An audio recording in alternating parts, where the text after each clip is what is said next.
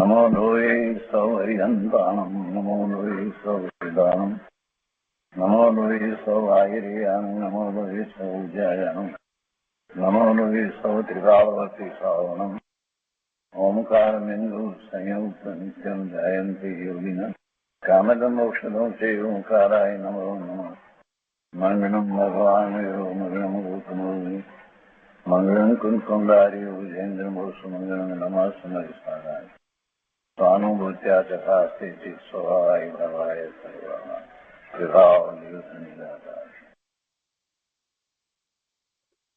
શ્રીમદ નેમિચંદ્ર સિદ્ધાંતિ દેવ રચિત દ્રવ્ય સંગ્રહનો સ્વાધ્યાય આપણે કર્યા છે. એમાં બૃહદ દ્રવ્ય સંગ્રહની ગાથા 57નો સ્વાધ્યાય આપણે શરૂ કર્યો છે. શાસ્ત્રમાંથી આપણે આ ગાથા લીધી છે અને એના ભાવાર્થમાં કેટલાક શાસ્ત્રોમાંથી વચનો લઈ ગાથાઓ લઈ અને સમજાવવામાં આવ્યું.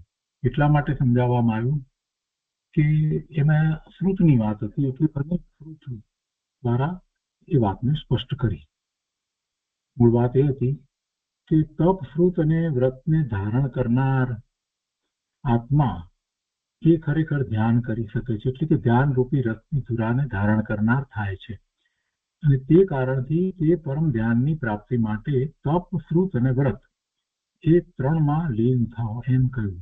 અને પછી અહીંયા મૂળ શાસ્ત્રમાં અન્વયાર્થ અને ભાવાર્થ કર્યા અને પછી ભાવાર્થમાં શ્રુતમાં અનેક શાસ્ત્રોમાંથી વચનો લઈ અને ગાથાઓ લઈ અને સમજાવ્યું. અને એ બધું કર્યા પછીથી આપણે હવે પૂજ્ય બ્રહ્મદેવજીની ટીકા કરી રહ્યા છીએ બૃહદ દ્રવ્ય સંગ્રહમાંથી. એનો કેટલોક ભાગ કર્યો છે અને એમાં આજે આગળ લઈએ તે પહેલા સહેજ પુનરાવર્તન કરીએ. અહીંયા બ્રહ્મદેવજીની ટીકાની અંદર બહુ સ્પષ્ટ રીતે ગાથાર્થમાં જ કહી દીધું કે કારણ કે તપ, શ્રુત અને વ્રતનો ધારક આત્મા ધ્યાન રૂપી રથની ધુરા ધારણ કરનાર થાય છે. તે કારણે હે ભવ્ય પુરુષો, તમે તે ધ્યાનની પ્રાપ્તિ માટે નિરંતર તપ, શ્રુત અને વ્રતમાં તત્પર થાઓ. અને પછી ટીકાની અંદર એ જ વાતને દોહરાવી અને એમાં પહેલી વાત તપ જે છે તો તપને વિશે એમણે 6 પ્રકારના બાહ્ય તપ અને 6 પ્રકારના અભ્યંતર તપની વાત કરી. અને એ તપની વાત કરી અને એમ કરીને પછી છેવટે એ વાત લીધી કે એમ બંને મળીને 12 પ્રકારના તપ છે. અને તે જ તપથી, આ 12 પ્રકારના તપથી સાધ્ય શુદ્ધ આત્મ સ્વરૂપમાં પ્રતપન અર્થાંત વિજય કરવા રૂપ નિશ્ચય તપ છે. તો એમાં પ્રશ્ન થાય કે આ તો બાહ્ય તપ જે છે અને નિશ્ચય તપ જે છે એ તો શુભ અને અશુભ ભાવ વિનાનું છે, નિર્વિકલ્પ છે. તો એ કેવી રીતે? તો આ વ્યવહારના એનું કથન છે. વ્યવહારથી એમ કહેવાય છે કેમ કે જ્યારે એવું નિશ્ચય નિર્વિકલ્પ ધ્યાન થાય છે તો એ પૂર્વે આવા વિકલ્પ હોય છે. એ વાત તો ત્યાં કહેવામાં આવી. અને પછી મેં એમ કહ્યું કે આરાધના આદિ આચાર, આરાધના આદિ દ્રવ્યશ્રુત અને તેના આધારે ઉત્પન્ન નિર્વિકાર સંવેદન જ્ઞાન ભાવશ્રુત છે. તથા હિંસા, જૂઠ, ચોરી, અબ્રહ્મ અને પરિગ્રહનો ત્યાગ અને ભાવ રૂપે ત્યાગ કરવો તે 5 વ્રત છે. અને પછી 5 વ્રતની વાત લીધી અને એ 5 વ્રતને વિશે શંકા કરી કોઈએ, એટલે કે શિષ્ય એવી શંકા કરી કે 5 વ્રતની આપ જે વાત કરો છો તો એ 5 વ્રતનો ભાવ જે છે એમાં તો શુભ ભાવ છે, એમાં તો શુભ ભાવ છે. તો એ શુભ ભાવ રૂપે તો મોક્ષ માર્ગ હોઈ શકે નહીં, કેમ કે મોક્ષમાં તો મુક્તિની વાત કરવામાં આવી છે. ધ્યાન તો મોક્ષના માર્ગ રૂપ છે અને મોક્ષાર્થી પુરુષે તો પુણ્યબંધ કે પાપના બંધ, એટલે કે શુભ ભાવ કે અશુભ ભાવ એ બંનેથી એને તો નિવર્તવાનું છે. તો પછી જ્યારે આપ એમ કહો છો કે તપ, શ્રુત અને વ્રતો ને ધ્યાનની સામગ્રી કઈ છે એ કેવી રીતે? એમાં વ્રતની વાત કરી કે વ્રતનું કહેવામાં આવ્યું એમાં તો સ્વભાવ રહેલો છે. તો એનું સમાધાન આપતા પછી આચાર્ય ભગવાને એ વાત સમજાવી કે કેવળ વ્રતો જ ત્યાગવા યોગ્ય નથી. કેમ કે એમાં જયારે એમ કહેવામાં આવ્યું કે વ્રત જે કહેવામાં આવ્યા એ પણ છેવટે તો સ્વભાવરૂપ જે છે તો એને પણ ત્યાગ કરવાની વાત જે કરવામાં આવી, તો એવા વ્રતો જ ખરેખર એ ત્યાગવા યોગ્ય છે એમ નથી, પણ સાથે ને સાથે જે અવ્રત જે છે એ પણ ત્યાગવા છે. એટલે પહેલા અશુભ ભાવનો ત્યાગ અને પછી એ વ્રત જે છે એનો સહજ રીતે એટલે કે શુભ ભાવનો પણ ત્યાગ, એ વાત પછી એમાં સમજાવવામાં આવી. કેવળ વ્રતો ત્યાગવા યોગ્ય નથી, પરંતુ પાપ બંધના કારણે હિંસા આદિ અવ્રતો પણ ત્યાગવા યોગ્ય છે. અને કેવી રીતે પૂજ્યપાદ સ્વામીએ કહ્યું છે, તો અવ્રતોથી પાપનો બંધ અને વ્રતોથી પુણ્યનો બંધ થાય છે, તે બંનેનો નાશ તે મોક્ષ છે. તેથી મોક્ષાર્થી પુરુષે અવ્રતોની જેમ વ્રતોનો પણ ત્યાગ કરવો.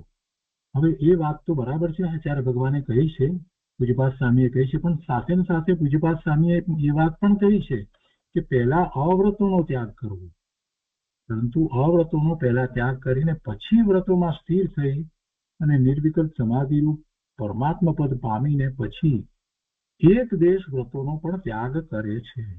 હવે જયારે આ પછી એક દેશ વ્રતનો ત્યાગ એમ જયારે કહ્યું છે, તો જે 5 મહાવ્રત છે ને એક દેશ વ્રત કેમ કયા? એવો પાછો ફરીથી પ્રશ્ન કર્યો કે મહાવ્રતો ને આપ એક દેશ રૂપ કેવી રીતે કરો છો? તો પછી એની સમજ આપવામાં આવી કે ભાઈ વ્રતની અંદર તું 5 મહાવ્રતનો જરાક વિચાર તો કર કે અહિંસા મહાવ્રત છે, બરાબર છે, તો એમાં જીવોના ઘાતની નિવૃત્તિ છે. જીવોનો ઘાત ના કરવો એ વાત એમાં મુખ્ય છે. તો પણ સાથે જીવોની રક્ષા કરવામાં પ્રવૃત્તિ છે. નિવૃત્તિ અને પ્રવૃત્તિ બે શબ્દ અહીંયા લેવાના છે. નિવૃત્તિ તો છે અહિંસા મહાવ્રતમાં જીવોના ઘાતની નિવૃત્તિ અને રક્ષા કરવામાં પ્રવૃત્તિ, તો પ્રવૃત્તિ પણ સાથે છે. તેવી જ રીતે સત્ય મહાવ્રતની અંદર અસત્ય વચનોનો જો કે ત્યાગ છે, તો પણ સત્ય વચનમાં પ્રવૃત્તિ છે, એટલે ત્યાં પણ નિવૃત્તિ અને પ્રવૃત્તિ બંને બતાવવામાં આવ્યા છે. એવી રીતે ચોરીના વ્રતની અંદર પણ તો એ બધી વાત સમજાવી અને એ ઉપરથી એમ કહ્યું કે એટલા માટે એને એક દેશ કહેવામાં આવ્યા છે. એટલા માટે એને એક દેશ કહેવામાં આવ્યા છે, કેમ કે એવો વિકલ્પો સાથે હોય છે એટલા માટે. અને એનો ત્યાગ એટલા માટે કહેવામાં આવ્યો છે. અને એવો ત્યાગ કંઈ કરાતો નથી પણ થાય છે. એ કેવી રીતે થાય છે તો પછી એની વાત કરવામાં.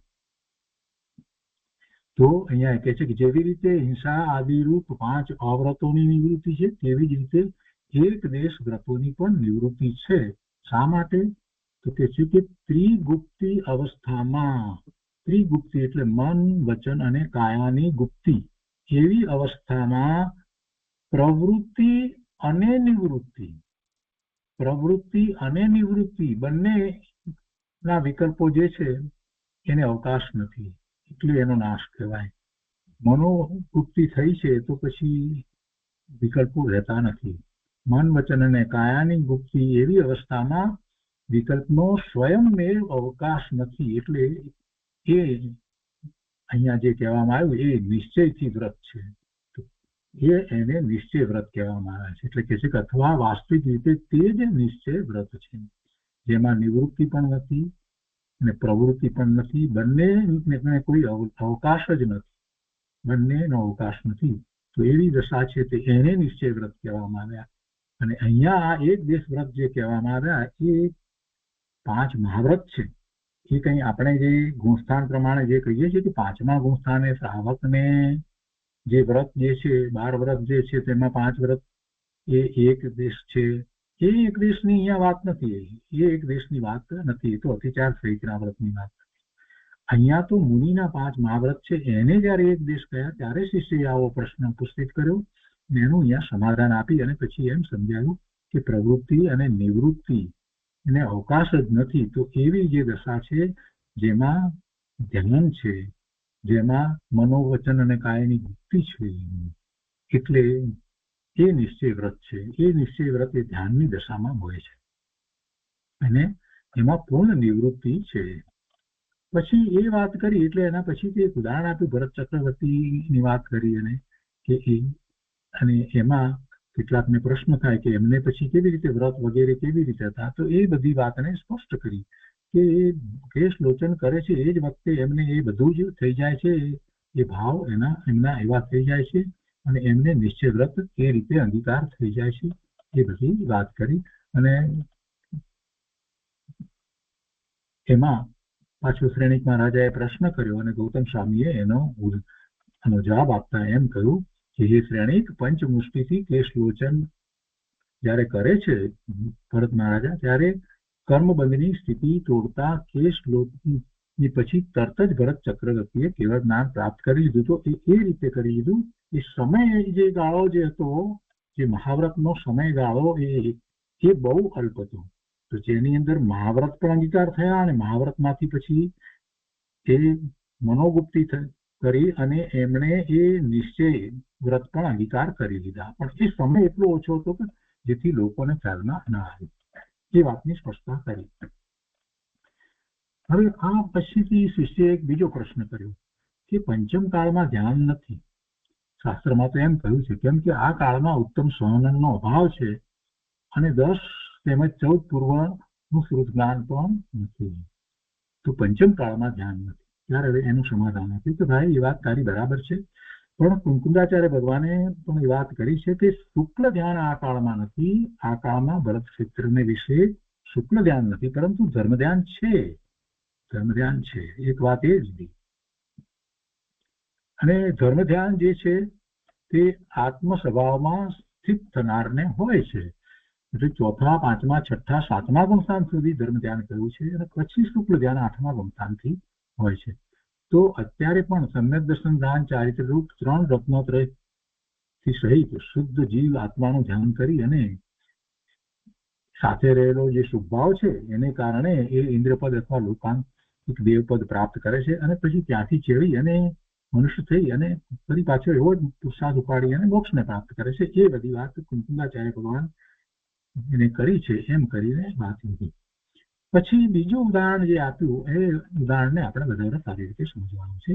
તત્વાનુશાસનની વાત લીધી, તો અહીંયાથી એ પેરેગ્રાફ આપણે ફરીથી ડિટેલમાં કરીએ છીએ. અહીંયા એ છે સૂક્ષ્મતાથી સમજવાનું છે કે તે જ પ્રમાણે તત્વાનુશાસન નામના ગ્રંથમાં 83મી ગાથામાં કહ્યું છે કે આ સમયે એટલે પંચમ કાળમાં ભરત ક્ષેત્રને વિશે જીનેન્દ્રદેવ શુક્લ ધ્યાનનો નિષેધ કરે છે, પણ શ્રેણી આરોહણ પહેલા શુક્લ ધ્યાનનો નિષેધ કરે છે. બરાબર, ભગવાને એમ કહ્યું છે કે હવે શુક્લ ધ્યાન નથી, પણ શ્રેણી આરોહણ પહેલા, એટલે શ્રેણી તો 8મા ગુણસ્થાનથી શરૂ થાય, તો એની પહેલાના સમયમાં પહેલામાં થતા ધર્મ ધ્યાનનું અસ્તિત્વ બતાવ્યું છે. એટલે એની પહેલા ધર્મ ધ્યાન તો હોય છે.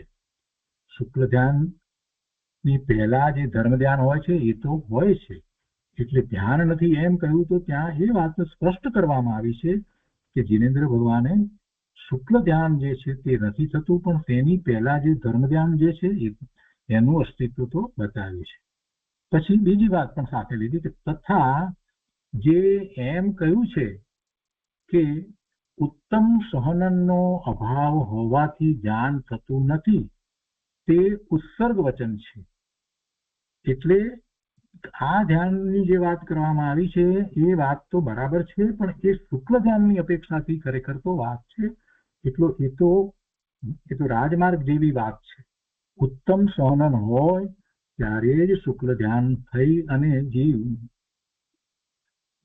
હરિયન દશાને પ્રગટ કરે, કેવળ જ્ઞાન પ્રગટ કરે. એટલે ઉત્તમ સહનનનો અભાવ હોવાથી ધ્યાન થતું નથી, તો તે ઉત્સર્ગ વચન છે. અને ઉત્સર્ગ વચનની અંદર જયારે ધ્યાન કહ્યું છે તો એ શુક્લ ધ્યાન સંબંધીની વાત છે. એટલે એ વાત તો બરાબર જ છે, 100% સાચી છે, એમ જ છે. બીજી રીતે એનો અર્થ કરીએ તો એમ અર્થ થાય છે કે જે કેવળ જ્ઞાન પ્રગટ કરે છે એને ઉત્તમ સહનન હોય છે. ઉત્તમ સહનન ન હોય તો એ કેવળ જ્ઞાન પ્રગટ કરી શકે નહીં, એમ કહેવાનો આશય છે. તો એ વાત આખી જુદી છે. અને પછી એને જયારે અત્યારે વર્તમાનમાં લાગુ પાડી ત્યારે એમ કહ્યું કે ભાઈ અત્યારે કોઈ કેવળ જ્ઞાન પ્રગટ કરી શકતા નથી, ભાવ મોક્ષની દશા પ્રગટ થતી નથી, તો પછી એનો અર્થ એ છે કે શું છે, તો અત્યારે કોઈને એવા સહનન પણ હોતા નથી. ઉત્તમ સહનનનો અભાવ હોવાથી ધ્યાન થતું નથી, ને આપણી સમજ માટે ત્યાં એમ કીધું કે ઉત્તમ સહનનનો અભાવ હોવાથી શુક્લ ધ્યાન થતું નથી. એટલે આ ઉત્સર્ગ વચન છે એ તો બરાબર છે. હવે એની સાથે અપવાદ રૂપ વ્યાખ્યાનથી તો આ વચન છે, આ શાસ્ત્રનું વચન છે તો બરાબર છે, પણ એની સાથે અપવાદ રૂપ વ્યાખ્યાનથી એની સાથે જે બીજી વાતને જરાક સારી રીતે સમજીએ તો અપવાદનો અર્થ એમ નહીં એનાથી વિરુદ્ધ એવો અર્થ નથી થતો. તો કે છે એમાં શું કહે છે, એ જ વાત અપવાદ રૂપ વચનથી કહી છે એટલે એને વધારે એને વિસ્તાર કરતા કહી છે. અપવાદ રૂપ વ્યાખ્યાનથી, વ્યાખ્યાન શબ્દ મૂક્યો છે, અપવાદ રૂપ વ્યાખ્યાનથી તો ઉપસમ શ્રેણી અને ક્ષપક શ્રેણીમાં શુક્લ ધ્યાન થાય છે, એ વાત બરાબર છે. ઉપસમ શ્રેણી અને ક્ષપક શ્રેણીમાં શુક્લ ધ્યાન થાય છે, એવું શુક્લ ધ્યાન અત્યારે નથી, આપણે સમજ્યા છીએ, પણ કહે છે કે અપવાદ રૂપ વ્યાખ્યાનથી તો ઉપસમ શ્રેણી અને ક્ષપક શ્રેણીમાં શુક્લ ધ્યાન થાય છે અને તે ઉત્તમ સહનનથી જ થાય છે. આ વધારે વિસ્તાર કર્યો કે આ ઉત્તમ સહનનથી જ થાય છે. પરંતુ અપૂર્વકરણ 8મા ગુણસ્થાનથી નીચેના ગુણસ્થાનોમાં એ ધર્મ ધ્યાન થાય છે. એટલે આ ઉત્તમ સહનનથી શુક્લ ધ્યાન થાય છે એ વાત તો બરાબર છે, પણ સાથે ને સાથે કહે છે કે પરંતુ 8મા ગુણસ્થાનથી નીચેના ગુણસ્થાનોમાં એ ધર્મ ધ્યાન થાય છે. હવે કહે છે કે તે પહેલા 3 ઉત્તમ સહનનનો અભાવ હોય, એટલે કે 8મા ગુણસ્થાનની દશા જે છે તે પહેલા 8મા ગુણસ્થાનની પહેલા ઉત્તમ સહનનનો અભાવ હોય તો પણ ઉત્તમ સહનન તો 3 પહેલા સહનન જે છે એ ઉત્તમ છે. ઋષભ વજ્ર નારાજ સહનન, ઋષભ નારાજ સહનન અને નારાજ સહનન, એવા 3 સહનન જે છે તે ઉત્તમ છે. અને પછી અર્ધ નારાજ સહનન થી બીજા 3 સહનન છે તે ઉત્તમ નથી, એ અંતિમ 3 સહનન છે. તો અહીંયા કહે છે કે તે પહેલા એટલે કે 8મા ગુણસ્થાનમાં જયારે અપૂર્વકરણ થી આગળ વધી અને જે શ્રેણી ચડે છે તો એની પહેલા તે પહેલા 3 ઉત્તમ સહનનનો અભાવ હોય તો પણ અંતિમ 3 સહનનોમાં પણ થાય છે. શું થાય છે? ધર્મ ધ્યાન થાય છે. શું કહ્યું? પરંતુ અપૂર્વકરણ 8મા ગુણસ્થાનથી નીચેના ગુણસ્થાનોમાં એ ધર્મ ધ્યાન થાય છે. તો કે છે કે તે પહેલા 3 ઉત્તમ સહનનનો અભાવ હોય, એટલે 8મા ગુણસ્થાનની પહેલા 7મા સુધી તો ઉત્તમ સહનન ભલે ન હોય તો પણ અંતિમ 3 સહનનોમાં પણ એ ધર્મ ધ્યાન થાય છે. ને આ પણ તે જ તત્વાનુશાસન ગ્રંથમાં ગાથા 84માં કહ્યું છે. તો 83મા ગાથા પછી 84મી ગાથાની અંદર આ પણ વાત કરી છે કે ઉત્તમ સહનન ન હોય તો પણ એને ધર્મ ધ્યાન થાય છે. પછી કે છે કે વજ્રકાય વાળાને ધ્યાન થાય છે એવું આગમનું વચન. વજ્રકાય વાળાને ધ્યાન થાય છે એટલે કે પહેલા 3 સહનન જે છે એમાં ધ્યાન થાય છે. તે એ જે શ્રેણી ચડવાની અપેક્ષાથી વાત કરવામાં આવી છે, કેવળ જ્ઞાનની પ્રાપ્તિની અપેક્ષાથી વાત કરવામાં આવી છે. વજ્રકાય વાળાને ધ્યાન થાય છે એવું આગમનું વચન ઉપસમ અને ક્ષપક શ્રેણીના ધ્યાનની અપેક્ષાએ કહ્યું છે. ને એ વચન નીચેના ગુણસ્થાનોમાં ધર્મ ધ્યાનનું નિષેધક નથી. એથી કઈ નીચેના ગુણસ્થાનો એટલે કે 4, 5, 6, 7 એની અંદર ધર્મ ધ્યાન નથી થતું એમ એનો અર્થ થતો નથી. તો આ સ્પષ્ટતાઓ લીધી છે. હવે આગળ લઈએ. આજે જે એમ કહ્યું છે કે 10 તથા 14 પૂર્વના શ્રુતગાનથી ધ્યાન થાય છે તે પણ ઉત્સર્ગ વચન છે. જો શિષ્યએ 2 વાત કરી હતી કે આ પંચમ કાળમાં ધ્યાન નથી, કેમ કે આ કાળમાં ઉત્તમ સહનનનો અભાવ છે, તો એની તો સ્પષ્ટતા થઈ. અને બીજી વાત એમણે શિષ્ય એમ કરી કે 10 તેમજ 14 પૂર્વનું શ્રુત જ્ઞાન પણ નથી, એટલે અત્યારે પંચમ કાળમાં ધ્યાન નથી. તો હવે બીજી વાતનું સમાધાન આપે છે. દેવજીની ટીકા કરીએ તો આપણને કેટલો બધો લાભ થાય છે, કેટલું બધું આમાંથી આપણને વસ્તુ સ્વરૂપ સ્પષ્ટ થઈ જાય છે કેટલી બધી શંકાઓના સમાધાન થઈ જાય છે કે કેટલી પ્રકારે આશંકાઓ પણ પછી ઉઠતી નથી. બહુ સરસ રીતે બહુ સમાધાનો આપ્યા છે, બહુ સુંદર ટીકા છે. એટલે હવે એની અહીંયા વાત કરે છે કે જે એમ કહ્યું છે કે 10 તથા 14 પૂર્વના શ્રુતજ્ઞાનથી ધ્યાન થાય છે એ આગમનું વચન જે છે તો એમાં પણ એમ જ છે કે એ ઉત્સર્ગ વચન છે. એ સ્પષ્ટ 100% સાચી વાત છે. ઉત્સર્ગ વચન છે, એમ જ છે, એમ જ માર્ગ છે. એ શ્રુતજ્ઞાનથી ધ્યાન થાય છે. હવે એનો અર્થ સમજાવતા કહે છે કે અપવાદ વ્યાખ્યાનથી, અપવાદનો અર્થ આપણે લૌકિકમાં જે કહીએ છીએ એનાથી વિપરીત એવો નથી થતો. અહીંયા અપવાદ વ્યાખ્યાનથી એટલે એનો વધારે વિસ્તાર કરીએ તો શું થાય છે? તો કે છે કે તો 5 સમિતિ અને 3 ગુપ્તિના પ્રતિપાદક સારભૂત શ્રુત જ્ઞાનથી પણ ધ્યાન થાય છે અને કેવળ જ્ઞાન પણ થાય છે. એનો વિસ્તાર કર્યો. જેમ કે શ્રુત જ્ઞાનથી કહ્યું ને, આ 10 તથા 14 પૂર્વના શ્રુત જ્ઞાનથી ધ્યાન થાય છે, તો એમાં મુખ્યતા શેની રહી છે? તો કે 5 સમિતિ અને 3 ગુપ્તિના પ્રતિપાદક સારભૂત એવું શ્રુત જ્ઞાન, એવા શ્રુત જ્ઞાનથી પણ ધ્યાન થાય છે. આ વિસ્તાર કર્યો. અને કેવળ જ્ઞાન પણ થાય છે.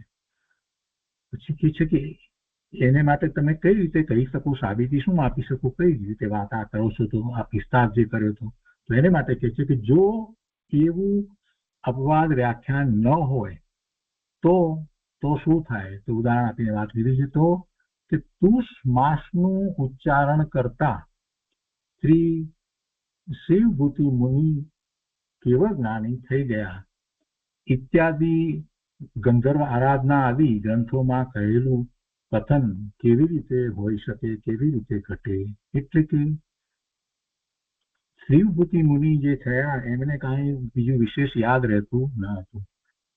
તુષ માસનું ઉચ્ચારણ કરતા એટલે કે એમને જોયું કે એક બાઈ પેલા બળદને કંઈક પલાળીને પછી ખાંડે છે, તો બીજી બાઈએ એને પૂછ્યું કે તમે શું કરો છો? આ તો કે હું ફોતરા જુદા પાડું છું. તો એટલી વાત ઉપરથી તુષ માસ એટલે ફોતરા ને જુદા પાડવા, એટલે આ બીજું બધું એ આત્મા સિવાય જે છે બધું ફોતરા જેવું છે. એમ એવા ભાવમાં શ્રીભૂતિ મુનિ એ કેવળ જ્ઞાન પ્રગટ કર્યું. એ આખું દ્રષ્ટાંત છે. તો ત્યાં એમને આ વાત જે કરવામાં આવી છે, તો પહેલું તો એમણે અહીંયા આચાર્ય ભગવાને એમ કહ્યું કે ભાઈ આ વાત એ ગંધર્વ આરાધના આદિ ગ્રંથમાં કહેલું વચન છે, એટલે આ કઈ અશક્ય તો નથી. શિવભૂતિ મુનિને આ કેવળ જ્ઞાન થયું, તો એમને વિશેષ સ્રોતનું સ્મરણ વગેરે રહેતું ન હતું. એ વાત છે. એટલે આ ગ્રંથોમાં કહેલું જે કથન છે એ કેવી રીતે હોઈ શકે? હવે ત્યારે પછી પ્રશ્ન કર્યો પેલા, આટલું જતું છતાં પણ થયું, તો પ્રશ્ન કર્યો. પણ પ્રશ્ન પહેલા આપણે એક વાતને ફરીથી મનમાં યાદ રાખી લઈએ કે અહીંયા શું કહ્યું કે જયારે શ્રુત જ્ઞાનથી ધ્યાન થાય છે ત્યારે એમાં એમ કહ્યું વ્યાખ્યાનમાં કે 5 સમિતિ અને 3 ગુપ્તિના પ્રતિપાદક સારભૂત શ્રુત જ્ઞાનથી. કયું શ્રુત જ્ઞાન લીધું છે? 5 સમિતિ અને 3 ગુપ્તિનું પ્રતિપાદન કરનારું, 3 ગુપ્તિનું પ્રતિપાદન કરનારું અને 5 સમિતિનું પ્રતિપાદન કરનાર એવું શ્રુત જ્ઞાન. આ તો બહુ મોટી વાત થઈ ગઈ કે સામાન્ય વાત ન રહી. 5 સમિતિ તો બરાબર છે, પણ એ પણ ચોખ્ખી, અને 3 ગુપ્તિ એનું પણ પ્રતિપાદન ત્યારે થાય એવું જ્ઞાન, એવું શ્રુત જ્ઞાન. અને એવો જયારે ભાવ ઉપડ્યો હોય તો પછી એ જીવ તો ધ્યાન જ કરે ને, તો સમજાય એવી વાત છે. તો એવું સારભૂત જે જ્ઞાન છે એ શ્રુત જ્ઞાન, તો એનાથી પણ ધ્યાન થાય છે, એ વાત કરી. અને આવું શ્રુત જ્ઞાન જે છે એની વાત હવે અહીંયા શિવભૂતિ મુનિ સાથે એ વાતને લે છે, જોડે છે. એ કઈ રીતે કરે છે? તો એ વાતને સમજીએ. તો પહેલી વાત તો આ આપી કે ભાઈ શિવભૂતિ મુનિનું જે ઉદાહરણ આપવામાં આવ્યું છે એ કંઈ કલ્પિત નથી. એ ગંધર્વ આરાધના આદિ ગ્રંથોમાં કહેલું કથન છે, એટલે એ તો સત્ય છે. એ કહેલું કથન કેવી રીતે ઘટે, કેવી રીતે હોઈ શકે? એટલે કે એ વાત તો બરાબર છે. તો કહે છે કે શંકા પેલા કરે છે શ્રી ફરીથી આગળ કે શ્રી શિવભૂતિ મુનિ 5 સમિતિ અને 3 ગુપ્તિઓનું પ્રતિપાદન કરનાર દ્રઢશ્રુત જાણતા હતા અને ભાવશ્રુત તેમને પૂર્ણપણે હતું. અહીંયા જે કહ્યું 5 સમિતિ અને 3 ગુપ્તિ નું પ્રતિપાદન કરનારું એવું શ્રુત, એ દ્રઢશ્રુત એ જાણતા હતા અને એ પ્રમાણે એમને ભાવશ્રુત તેમને પૂર્ણપણે હતું. આવો પ્રશ્ન કર્યો ફરીથી એને વાતનો સ્વીકારી લીધી કે બરાબર છે, 5 સમિતિ અને 3 ગુપ્તીના પ્રતિપાદક સારભૂત શ્રુત જ્ઞાનથી પણ ધ્યાન થાય છે, એ બરાબર. તો પછી કે એ વિભૂતિ મુનિને હતું આવો પ્રશ્ન કર્યો. એટલે ઉત્તર આપતા કહે છે અત્યારે ભગવાન કે ભાઈ એમ ન કહેવાય, એમ ન કહેવું જોઈએ.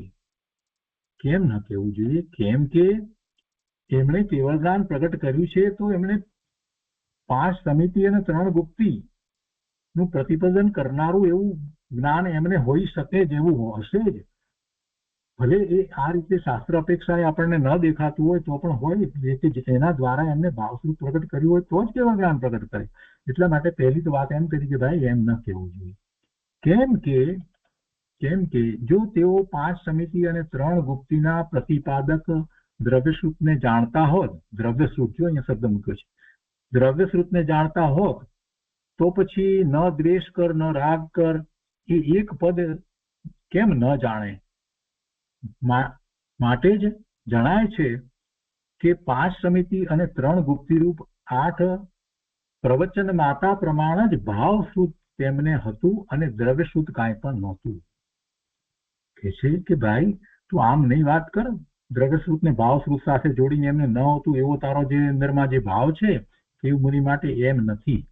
તું જરાક વિચાર કર. બરાબર છે, સાચી વાત છે, કેમ કે એમને કાંઈ યાદ નહોતું. આ ન દ્વેષ કર ન રાગ કર આ બધી જે વાત જે કહેવામાં આવી એવું એક પદ પણ એ જાણતા નથી. કેમ ન જાણે? એટલા માટે જ જણાય છે કે 5 સમિતિ અને 3 ગુપ્તી રૂપ 5 અને 3 8 એ 8 પ્રવચન માતા પ્રમાણ જ ભાવશ્રુત તેમને હતું, એવું ભાવશ્રુત હતું અને દ્રવ્યશ્રુત કાંઈ પણ નહોતું. છતાં પણ આ ભાવશ્રુત હતું. જે ભાવશ્રુત જે છે એ જ આગળ વધી અને એમને ધ્યાનમાં કેવળ જ્ઞાન સુધી લઈ જનાર થાય છે. એટલે આ વ્યાખ્યાન પણ અમે કાંઈ કલ્પિત નથી કર્યું. આ વ્યાખ્યાન જે અમે કહ્યું એ પણ કંઈ કલ્પિત નથી કર્યું, વિસ્તાર કર્યો. તે ચારિત્રસાર આદિ શાસ્ત્રોમાં પણ કહેવાયેલું છે. અને તે ચારિત્રસાર આદિ ગ્રંથોમાં કઈ રીતે કહેવાયેલું છે તો કહે છે કે તે આ પ્રમાણે કે અંતર્મુહૂર્તમાં જેઓ કેવળ જ્ઞાન પ્રાપ્ત કરે છે તેઓ ક્ષીણ કસાય ગુણસ્થાનમાં રહેનાર નિર્ગ્રંથ નામના ઋષિ કહેવાય છે. 12મું ગુણસ્થાન ક્ષીણ કસાય એટલે 12મું ગુણસ્થાન. અંતર્મુહૂર્તમાં 12મા ગુણસ્થાને અંતર્મુહૂર્તની અંદર કેવળ જ્ઞાન જે પ્રાપ્ત કરે છે તો એને નિર્ગ્રંથ ઋષિ કહેવાય છે. તો તેમને ઉત્કૃષ્ટપણે 14 પૂર્વ શ્રુત જ્ઞાન હોય છે એમને, અને જઘન્યપણે 5 સમિતિ અને 3 ગુપ્તી જેટલું જ શ્રુત જ્ઞાન હોય છે. આ વાત અહીંયા ચારિત્રસાર આદિ ગ્રંથની અંદર કહેવામાં આવી છે. કેમ કે જે આવું 12મા ગુણસ્થાને પહોંચ્યા છે, ક્ષીણ કસાય નામના ગુણસ્થાને પહોંચ્યા છે અને અંતર્મુહૂર્તમાં એ 13મા ગુણસ્થાને આવે છે, કેવળ જ્ઞાન પ્રગટ કરે છે, એમને આપણે ઋષિ કહીએ છીએ. તો એમને ઉત્કૃષ્ટપણે 14 પૂર્વનું શ્રુત જ્ઞાન હોય અને જઘન્યપણે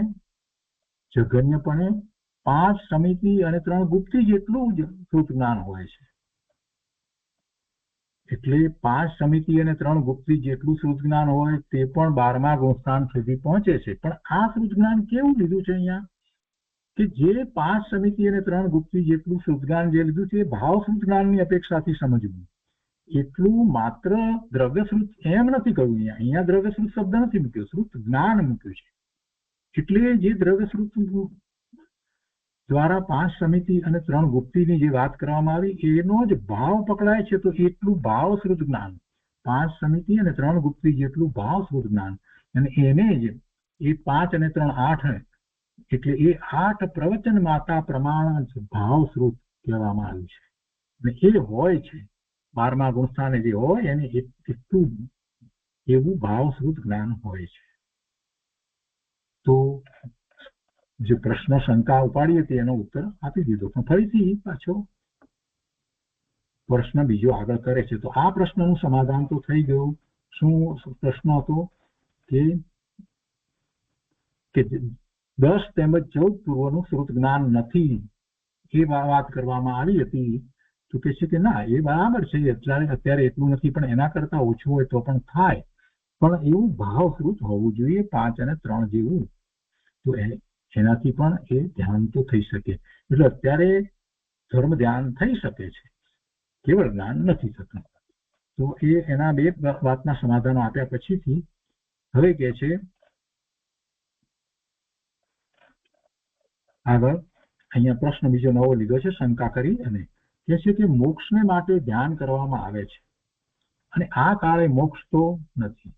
આ કાળે અહીંયા ભરત ક્ષેત્રને વિશે મોક્ષ તો નથી, તો ધ્યાન કરવાનું શું પ્રયોજન છે? તો શું કરવા ધ્યાન કરવું? જો મોક્ષ થવાનો નથી તો પછી શું કરવા ધ્યાન કરવું?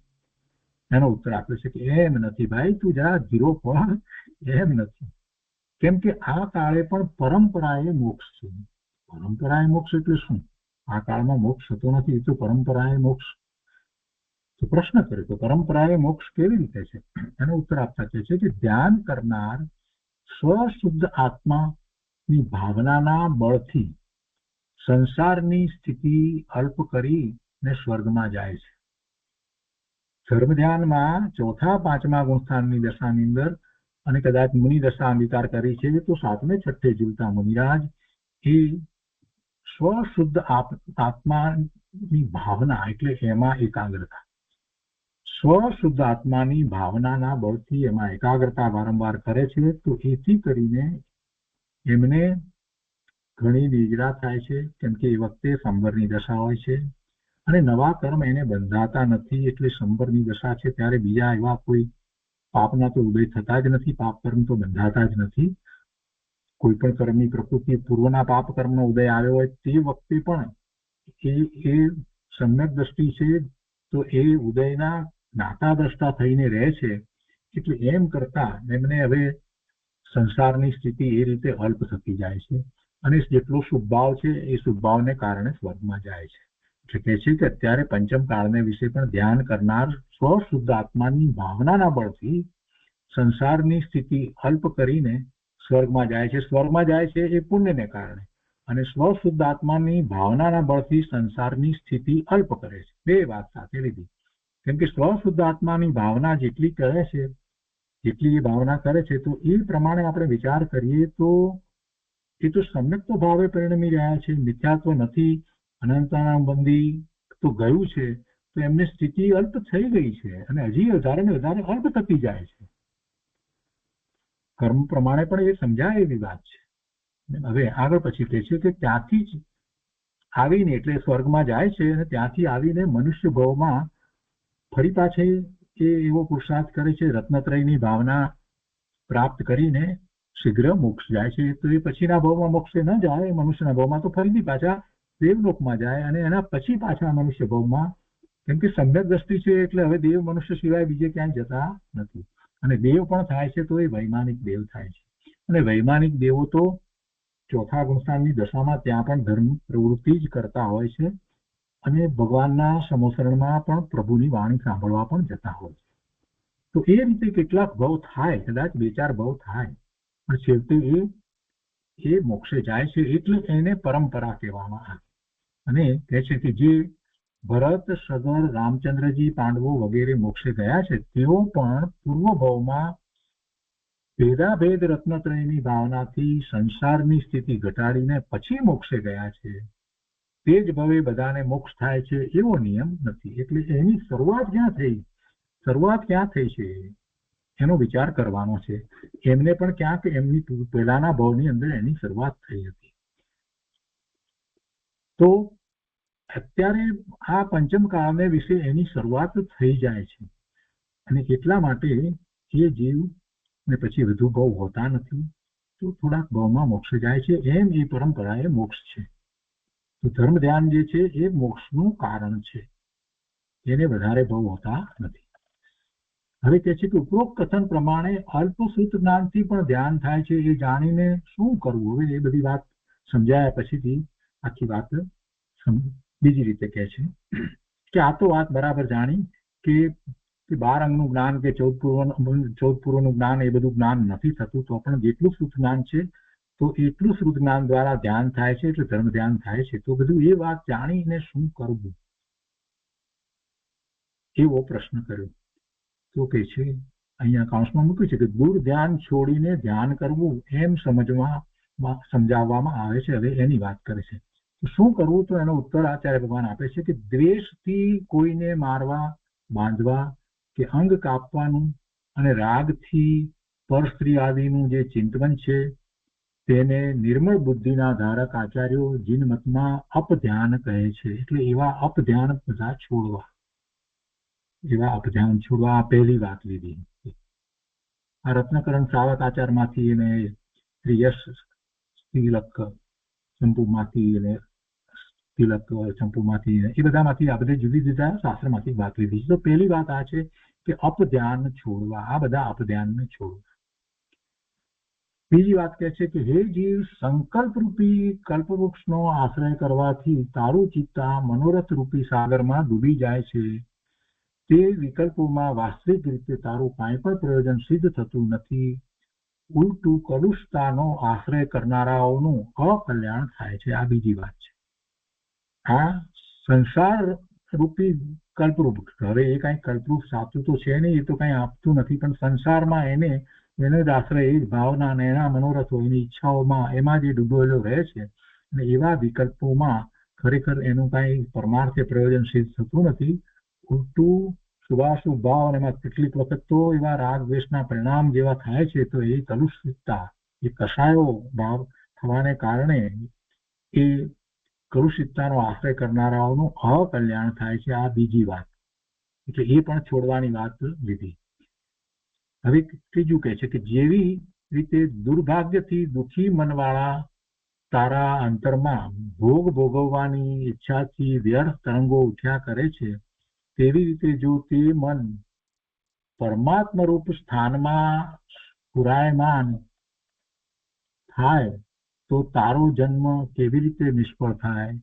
એટલે કે તને એ વસ્તુ તો આવડે છે, એકાગ્રતા તો વગેરે કરતા તો આવડે છે, તો તું બહારમાં વ્યર્થ એવા ભોગ ભોગવવાની ઈચ્છાઓના તરંગો કર્યા કરે છે, તો એ બધા તરંગોને બદલે તારા મનની અંદર પરમાત્મા રૂપ સ્થાનમાં તું એકાગ્રતા કરે, પરમાત્માના સ્વરૂપનો વિચાર કરે, આ બધું જો કરે અને તારું પણ પરમાત્મા સ્વરૂપ છે એવો નિર્ણય કરે, તો પછી તારો આ જન્મ જે છે એ નિષ્ફળ ન થાય, વ્યર્થ ન જાય, અને તે આ ભવની અંદર કરવા યોગ્ય પુરુષાર્થ તે કર્યો એમ થઈ શકે. એટલે આ ત્રીજી વાત પર તું ખ્યાલ રાખ. ચોથી વાત કહે છે કે આકાંક્ષાથી કલુષિત થયેલો અને કામ ભોગોમાં મૂર્છિત એવો આ જીવ ભોગ ન ભોગવવા છતાં પણ ભાવથી કર્મો બાંધે છે. એ વાત પણ તું યાદ રાખ. તું ભલે કાંઈ બીજું ન કરતો હોય, પણ જેટલી ઈચ્છા કરે છે, ભોગની જેટલી ઈચ્છા કરે છે, એને કારણે તને પાપના બંધ પડે છે. કેમ કે કોઈ પણ ભોગ ભોગવાય એના પછી કઈ પુણ્યનો બંધ પડતો નથી. કોઈ પણ ભોગ ભોગવવાનો ભાવ જે છે એ ભાવ જ અશુભ છે, એટલે એનાથી પાપનો બંધ જ પડે. એટલે તું ભોગવે કે ન ભોગવે, પણ અંદર એની ઈચ્છા કરે, ભોગવવાના ભાવ કરે, એથી તને પાપનો બંધ પડે છે. એવી પાપ કર્મની પ્રકૃતિઓ બંધાય છે. એ વાતને પણ તું યાદ રાખ. એટલે એને પણ એ ભાવોને પણ તારે છોડવાના છે. એ ચોથી વાત કરી. અને હવે કહે છે કે ઇત્યાદિ રૂપ, આ રીતે આ ઉક્ત ગાથાઓમાં કહેલા દુર્ધ્યાન ને છોડીને, આ બધી જુદી જુદી ગાથાઓમાંથી લીધેલી વાત છે, ચાર વાત. એટલે કહે છે કે ઇત્યાદિ રૂપ ઉક્ત ગાથાઓમાં કહેલા દૂર ધ્યાનને છોડીને આમ કરવું. હવે શું કરવું એની વાત કરે છે. એને છોડીને આમ કરવું, તો એમાં પણ અહીંયા જુદા જુદા શાસ્ત્રમાંથી વાત લીધી છે, મૂળાચારમાંથી, નિયમસારમાંથી અને પરમાત્મા પ્રકાશમાંથી વાત લીધી છે. તો એ કહે છે કે શું કરવું? નિર્મમત્વમાં સ્થિર થઈને, મમત્વ છોડીને, નિર્મમત્વમાં સ્થિર થઈને, મમત્વ રહિત થઈને, અન્ય પદાર્થોમાં મમત્વ બુદ્ધિનો હું ત્યાગ કરું છું, મને આત્માનું જ અવલંબન છે, અન્ય સર્વનો હું ત્યાગ કરું છું. આ ભાવના ભાવવી. આ પહેલી વાત લીધી. બીજી વાત લીધી છે મારો આત્મા જ દર્શન છે, મારો આત્મા જ દર્શન છે, આત્મા જ જ્ઞાન છે, આત્મા જ ચારિત્ર છે, આત્મા જ પ્રત્યાખ્યાન છે, આત્મા જ સંવર છે, અને આત્મા જ યોગ છે. મારો આત્મા જ દર્શન છે, જ્ઞાન છે, ચારિત્ર છે. આત્મા જ પ્રત્યાખ્યાન છે. આત્મા પ્રત્યાખ્યાન કેવી રીતે? આપણે દરેક વખતે ભાવ પ્રતિક્રમણમાં બોલીએ છીએ. પ્રત્યાખ્યાનનો અર્થ જ એ થાય છે કે શુદ્ધ આત્મ સ્વરૂપ. કેમ કે પ્રત્યાખ્યાન કરવામાં આપણે પ્રતિજ્ઞા કરીએ છીએ કે ભવિષ્યકાળના શુભાશુભ ભાવ જે છે એ શુભાશુભ ભાવથી નિવર્તવા માટેની પ્રતિજ્ઞા કરીએ છીએ, એ પ્રત્યાખ્યાન છે. અને જ્યારે ભવિષ્યકાળના શુભાશુભ ભાવથી નિવર્તવાની પ્રતિજ્ઞા કરીએ તો પછી આત્માને હવે એવા ભાવ થાય નહીં, તો એ આત્મા શુદ્ધ થાય છે. એટલે પ્રત્યાખ્યાનમાં પણ એ જ વાત આવી છે. તો કે છે અહીંયા કે મારો આત્મા જ દર્શન છે, આત્મા જ જ્ઞાન છે, આત્મા જ ચારિત્ર છે, આત્મા જ પ્રત્યાખ્યાન છે, આત્મા જ સંવર છે. સંવર ભાવ આત્માને વિશે જ છે. અને આત્મા જ યોગ છે. કયા યોગની વાત છે? આત્મા પોતાનું શુદ્ધ સ્વરૂપ એની સાથે જોડાણ, એ જ યોગ છે. આ વાત એ બીજી વાત કરી. અને ત્યાર પછીથી કે છે ત્રીજી વાત કે જ્ઞાન દર્શન લક્ષણ વાળો એક મારો આત્મા જ શાશ્વત છે. એક મારો આત્મા જે જ્ઞાન દર્શન લક્ષણ વાળો છે, અનંત ગુણનો પિંડ છે, એ શાશ્વત છે. અને અન્ય સર્વ સંયોગ લક્ષણ વાળા ભાવો મારાથી બાહ્ય છે. એટલે મારો જ્ઞાન દર્શનનો ભાવ જે છે, જે ભાવ એ આત્માનો જ ભાવ છે, એ શાશ્વત વસ્તુ છે, એને અનુસરતો ભાવ છે. એ સિવાય બીજા બધા જે સંયોગે કરીને જે વસ્તુઓ પ્રાપ્ત થાય ને એના લક્ષ્ય થતા બધા ભાવ જે છે, બધા ભાવો મારાથી જુદા બાહ્ય છે. આ ત્રીજી વાત લીધી. તો એ ત્રણ લઈ અને પછી કહે છે કે ઇત્યાદિ સારભૂત પદોનું ગ્રહણ કરીને ધ્યાન કરવું. આખી વાત તો કેવી એટલી જ હતી કે ધ્યાન કરવું. તો કેવી રીતે ધ્યાન કરવું? તો ચાર વાત જે કહેવામાં આવી પહેલા છોડવા સંબંધીની, અને ત્રણ વાત આ કઈ રીતે ધ્યાનમાં આગળ વધવું એની, અને એમ કહી અને એમ કહ્યું કે એ રીતે ધ્યાન કરવું. હવે આગળ કહે છે કે હવે મોક્ષના વિષયમાં ફરીથી નય વિચાર કરવામાં આવે છે. પ્રથમ તો મોક્ષ બંધપૂર્વક છે. આ જરાક શાંતિથી સમજવાનું છે. થોડુંક જરાક ક્યાંક અટપટું લાગશે, કદાચ અઘરું લાગશે, પણ આપણે શાંતિથી એનો વિચાર કરીએ. પૂજ્ય બ્રહ્મદેવજીની ટીકા, આવી અદભુત ટીકાનો અભ્યાસ કરવાનો આપણને આ પ્રસંગ સાંભળ્યો હોય અને આપણે એમને જવા દઈએ તો એના જેવી બીજી કોઈ મૂર્ખાઈ નહીં થાય. અત્યારે આ બને એટલું વધારે, કદાચ એમાં સમય આપવો પડે તો પણ આપીને બને એટલું વધારે સારી રીતે એને આપણે સમજીએ. અને આ બધી વાત આપણને મગજમાં પછી રહી જાય છે, એ સ્મૃતિમાં કેટલી બધી વાત રહી જાય છે. એટલે ધ્યાન વખતે પણ આપણને પછી સમાધાન વર્તે છે. જો હવે મોક્ષની વાત કરી છે કે મોક્ષના વિષયમાં ફરીથી નય વિચાર કહેવામાં આવે છે. નય દ્વારા મોક્ષ. મોક્ષ શબ્દ પહેલા પકડો. મોક્ષ શબ્દ તો કહે છે કે પ્રથમ તો મોક્ષ બંધપૂર્વક છે. મોક્ષ બંધપૂર્વક છે એટલે એનો અર્થ શું? જો મોક્ષ ક્યારે કહેવાય? મુક્તિ ક્યારે કહેવાય? બંધાયો હોય ને છૂટે તો મુક્ત થયો કહેવાય. ચોર જે છે એ બંધાયેલો છે, તો એને માટે મુક્તિ છે. અને આપણે માટે મુક્તિનો પ્રશ્ન જ નથી. આપણે કઈ બંધાયેલા નથી. જે બંધાયેલો છે એને છૂટવાનું છે. જે બંધાયેલો નથી એને તો છૂટવાનો પ્રશ્ન જ નથી. એટલે મોક્ષ કોનો હોય? મોક્ષ કોનો હોય? જે બંધાયો છે એનો જ હોય. એટલે એ બંધપૂર્વક મોક્ષ છે. તમે જયારે બંધનો સ્વીકાર કરો તો પછી મોક્ષની વાત આવે. જો તમે બંધનો સ્વીકાર ન કરો તો મોક્ષની કોઈ જરૂર જ છે નહીં. ત્રિકાળી વસ્તુ જે ધ્રુવ જે છે, ત્રિકાળી વસ્તુ ધ્રુવ જે છે એ બંધ નથી, એ બંધરૂપ નથી. એ તો સ્વીકાર એમ જ છે, જેમ છે તેમ જ છે, એનું બંધ નથી. તો બંધ નથી તો એનો તો કોઈ મોક્ષ થતો નથી. તો બંધ ક્યાં છે? બંધ પર્યાયમાં છે. બંધ ક્યાં છે? પર્યાયની અંદર બંધ છે. તો પર્યાયની અંદર બંધ છે તો પર્યાયની અંદર મોક્ષ હોય. સરળ વાત છે. આટલી વાતને સમજી લઈએ તો બાકી બીજું બધું વ્યાખ્યાન આપણને આપોઆપ સમજાઈ જાય. એટલે જે નવ તત્વની વાત કરવામાં આવી તો એમાં મોક્ષને પણ પર્યાય કહેવામાં આવે. જીવ તત્વ, અજીવ તત્વ જે કહેવામાં આવ્યા નવ તત્વની અંદર, પછી પુણ્ય અને પાપ તત્વ જે કહેવામાં આવ્યા, આશ્રવ કહેવામાં આવ્યા, બંધ કહેવામાં આવ્યા, પછી સંવર, નિર્જરા અને મોક્ષ.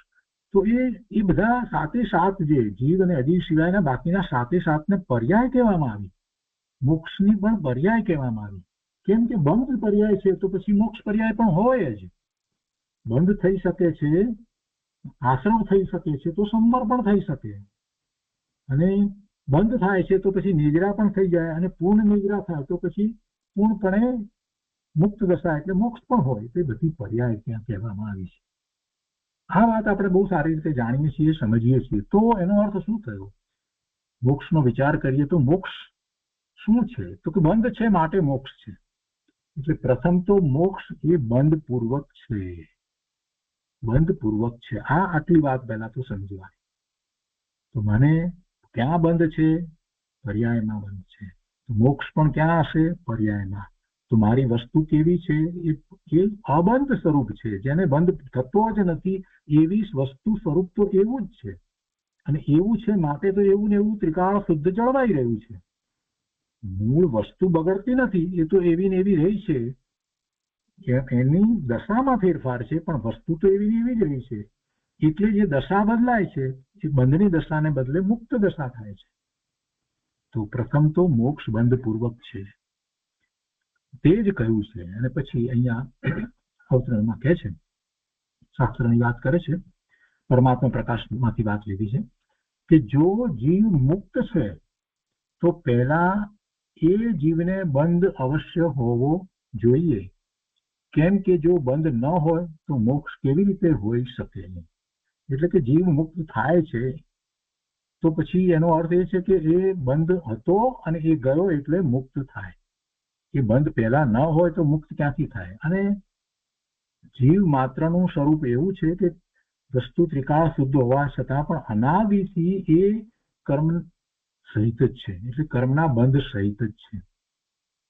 જીવની ઉત્પત્તિ નથી, અનાદિનો છે. અને અનાદિથી જીવ કેવો છે? તો કે કર્મ સહિત જ છે. અને એ વાતને યાદ રાખવા માટે એક ઉદાહરણ યાદ રાખવાનું હંમેશા, કે સોનું ખાણમાંથી કઈ ગઠ્ઠા નીકળતા નથી. ખાણમાંથી સોનું નીકળે, શું નીકળે છે? સોનાની ઓર નીકળે છે. એમાં સોનાના એવા કણ છે કે એ ઓરને ખૂબ તપાવી અને એ માટી જે છે એને દૂર કરવામાં આવે અને સોનું એમાંથી પ્રાપ્ત કરવામાં આવે. પણ એ વખતે પણ અંદર જે કણ જે છે સોનાના છે, એમાં સોનાના ગુણ છે. ભલે અતિ સૂક્ષ્મ કણ છે એની અંદર, પણ એ બધા સોના રૂપે છે. એ સોના રૂપે છે, પણ સાથે રહેલી માટીને દૂર કરવામાં આવે છે. એટલે ખાણમાંથી કઈ ગઠ્ઠા નીકળતા નથી. એવી રીતે આ આત્મા અનાદિનો છે, પણ અનાદિથી એ એવી મલિનતાની સાથે રહેલો છે. વસ્તુ શુદ્ધ જ છે. જેમ પેલું સોનાના કણ જે છે એ તો શુદ્ધ સોના રૂપે જ છે, સાથે માટી છે. તો એવી રીતે આ આત્મા અનાદિથી શુદ્ધ છે, છતાં પણ એની સાથે કર્મ રહ્યા છે. અનાદિથી કર્મ સહિત જ છે. અને એ કર્મ જે છે એ જ એને બંધ કહેવામાં આવ્યો છે. અને એ બંધથી મુક્તિ એટલે મોક્ષ કહેવામાં આવ્યું. પણ વસ્તુ તો ત્રિકાળ શુદ્ધ જ છે. અવસ્થામાં બંધ છે, અવસ્થામાં મોક્ષ.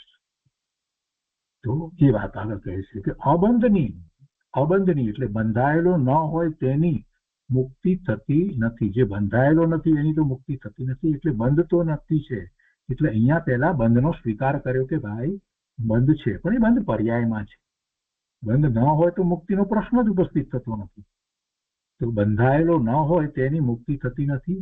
તો મુચ્છ ધાતુનો પ્રયોગ જ નકામો છે. એટલે બંધ જે શબ્દ જે છે એનો ધાતુ શબ્દ એ પછી વાત જ રહેતી નથી જો બંધાયેલો ન હોય તો. શુદ્ધ નિશ્ચય નહીંથી બંધ નથી. શુદ્ધ નિશ્ચય નહીંથી બંધ નથી, તથા બંધ પૂર્વક મોક્ષ પણ નથી.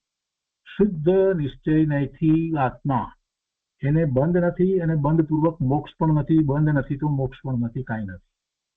ભગવાન આત્મા જે વસ્તુ ત્રિકાળ જે રહી છે એનો વિચાર કરીએ, એ શુદ્ધ નિશ્ચય નહીંથી બંધ નથી, તથા બંધ પૂર્વક જે મોક્ષ કયો એ પણ નથી. બંધ પર્યાયમાં છે તો મોક્ષ પણ પર્યાયમાં છે. પણ એ મૂળ વસ્તુ જે પરમ પારિણામિક ભાવ જે કહીએ એ બંધરૂપ નથી. એમાં કોઈ બંધ નથી. એ તો શુદ્ધ જ છે. એ વસ્તુ શુદ્ધ હોત નહીં તો શુદ્ધની પ્રાપ્તિ પણ થાત નહીં. એ તો શુદ્ધ જ છે.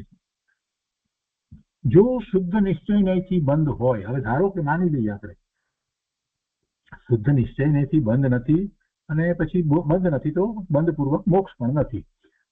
તો કહે છે કે ધારો કે આપણે એમ માની લઈએ કે જો શુદ્ધ નિશ્ચય નહીંથી બંધ હોય તો પછી એ બંધ સદાય બંધ જ રહે.